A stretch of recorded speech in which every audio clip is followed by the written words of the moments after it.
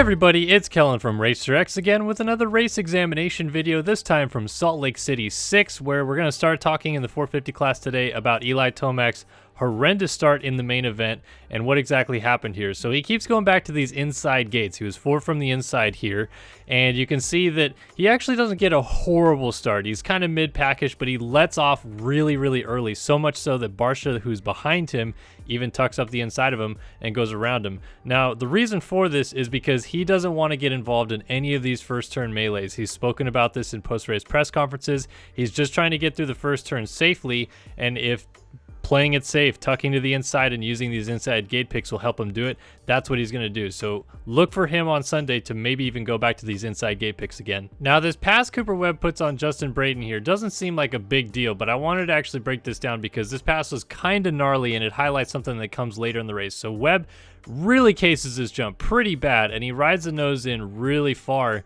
but you can see how fast he's able to kind of correct it, land on the brakes, and get stopped before he even gets to the rut that Brayton was going to be in the middle of the corner. No contact made whatsoever. Incredible job there by Webb to salvage that one. Here's a supercut though of Tomac just coming through the field. Had Tomac won this race, it really would have been truly incredible because he passed so many guys to get to the front of this main event, and he just didn't get it at the end with Cooper Webb taking the win, obviously. But here's the other pass I wanted to talk about with Webb, and quick braking, quick late braking that Webb is so good at, and Osborne coughed up the lead there to not only Webb, but obviously Tomac got by as well.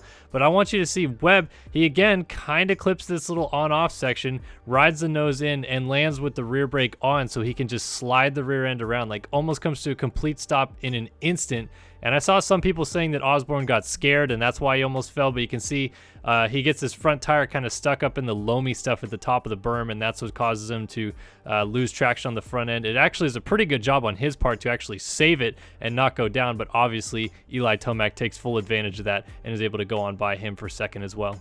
We got a straight table on the podium, folks. Red alert, and Eli Tomac is like, I wonder if that's where they were going to put my championship trophy. Darn it. Moving on to the 250 class from Salt Lake City 6, and it was actually a surprise hole shot from Darian Sinai on the 157 Kawasaki, where he swings kind of through the middle here and beats everybody to the punch.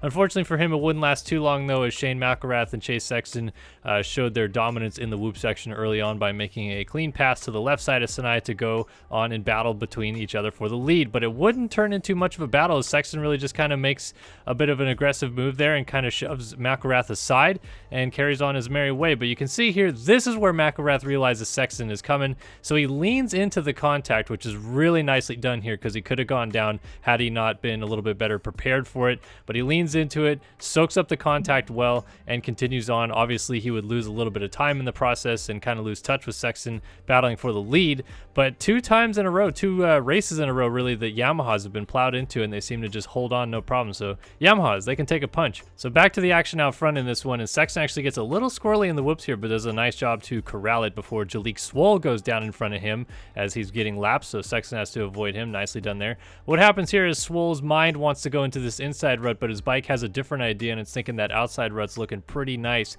so it just kind of goes towards that outside rut. He loses the front end and eventually slides it around. And what happens up here is this Dig Dug is like, darn it, I just picked up somebody else. Why do I have to come back on the track again?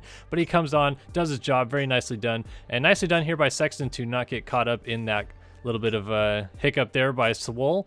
But Sexton on the last lap out front, big old fist pump. He rolls down to the finish line jump, comes over and does the exact same fist pump. Everybody fist pumps different ways, but he's got this kind of like, I'm going to throw a fist towards my chest thing going on. Nicely done though, and Sexton takes a 6-point lead into the final round of the championship coming up this Sunday.